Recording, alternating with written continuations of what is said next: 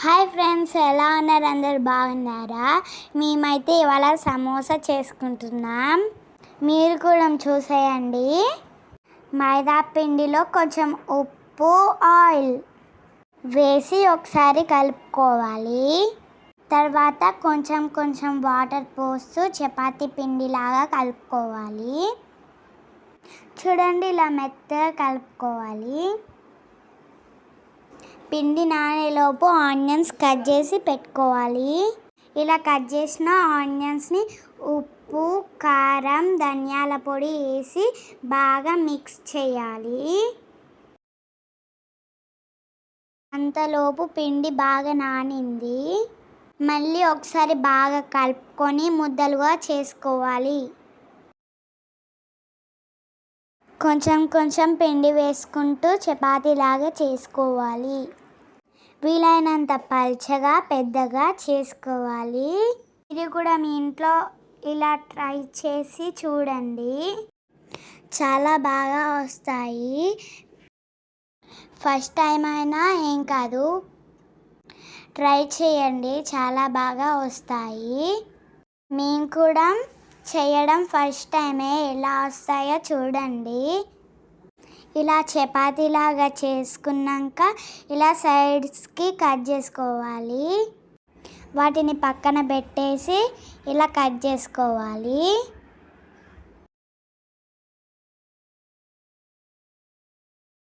ఇలా కొన్ని తయారు చేసుకొని పక్కన పెట్టుకోవాలి.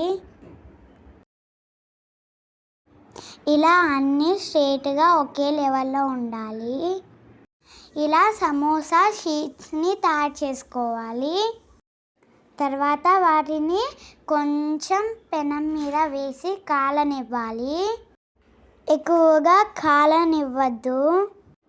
అలా కాలిన వాటిని తీసుకొని ఈ విధంగా ఫోల్డ్ చేయాలి.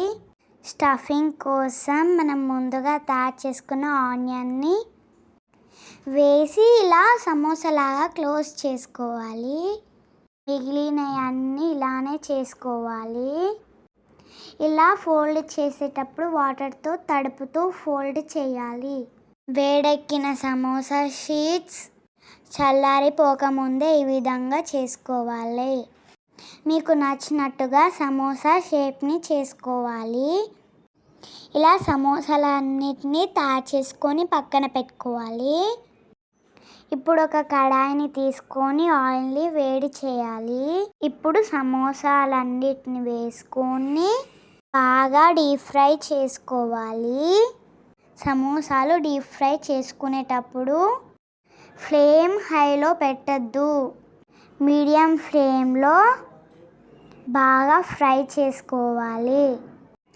అంతే, ఇక సమోసాలు రెడీ అయిపోయినట్టే.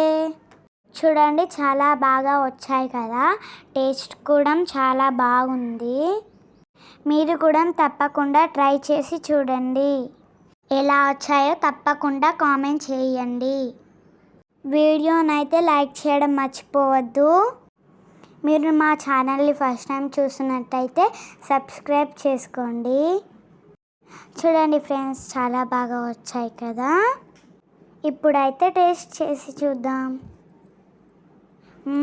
చాలా బాగా వచ్చాయి ఫ్రెండ్స్.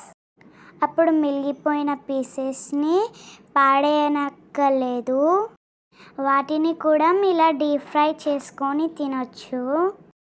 చాలా బాగా ఉంటుంది. పిల్లలకైతే బాగా నచ్చుతుంది. కావాలంటే అందులో ఉప్పు, కారం, ఆనియన్స్ వేసుకొని కూడా తినొచ్చు. చాలా బాగా ఉంటాయి. Okay friends, bye.